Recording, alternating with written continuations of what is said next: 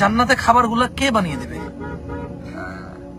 জান্নাতে খাবারগুলো মাশাআল্লাহ, মানুষের কিন্তু আগ্রহ আছে জান্নাতে। এটা ভালো, আলহামদুলিল্লাহ। এই ভাই আপনারা যে প্রশ্ন করতেছেন এটা কিন্তু আমার খুব মানে ভালো লাগতেছে, আগ্রহ আছে। জান্নাতের খাবারগুলো তৈরি করার কথা নেই, পরিবেশন করার কথা আছে। পরিবেশনের কথা, পরিবেশনের কথা আছে। যে পরিবেশন করবে হচ্ছে যে বিলদানু মুখাল্লাদুন, যারা চিরকিশোর। ও আল্লাহ, চিরকিশোর মানে তারা কিশোরই থাকবে, ছোট ছোট বাচ্চা আপনার সামনে ঘুরে বেড়াবে, আপনার কাছে যাবে। এবং এটারও কথা আছে, আচ্ছা ছোট বাচ্চারা, ছোট বাচ্চাদেরকে এই কাজ দিবে কেন? আরে মজার ব্যাপার তো এখানে, এটা তো সবসময় আলোচনা করা যাবে না, লাইভে আসছে এমন কেউ না, এখন আলোচনা করা যাবে। এটা স্বামী স্ত্রী যখন একসাথে থাকে তাদের প্রয়োজনও, আবার তাদের তো খেদমতেরও প্রয়োজন আছে।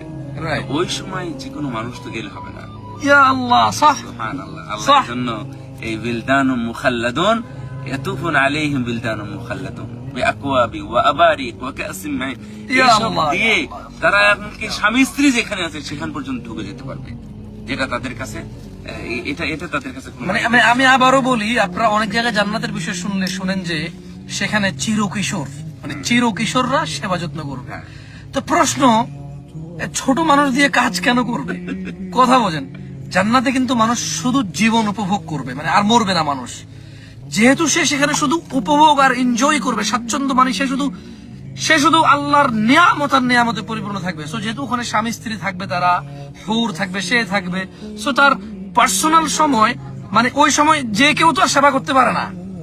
সো আল্লাহ সুবহানাহু ওয়া তাআলা এই জন্য, মানে সুবহানাল্লাহ, এই জন্যই চিরকিশোর, মানে তারা বড় হবে না, এরা চিরকিশোরকে নিয়োগ করেছে যারা এদের সামনে আসা যাওয়া করতে পারবে, কোনো মাইন্ডের কিছু নাই, কোনো মানে লাজুকতার কিছু নাই। সুবহানাল্লাহ, সুবহানাল্লাহ।